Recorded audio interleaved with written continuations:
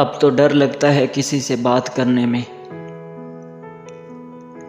अब तो डर लगता है किसी से बात करने में, कहीं फिर किसी की आदत न हो जाए।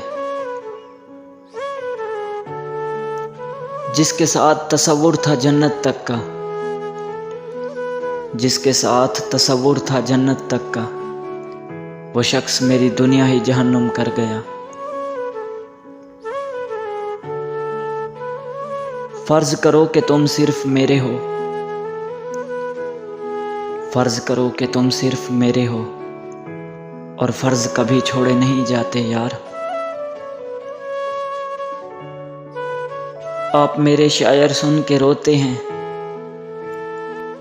कि आप मेरे शायर सुन के रोते हैं। मुझ पे बीती है, फिर मुझे तो मर जाना चाहिए।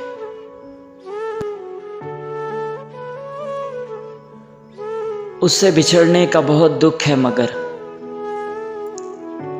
उससे बिछड़ने का बहुत दुख है मगर, मैं उसको पाने के असबाब कहाँ से लाता।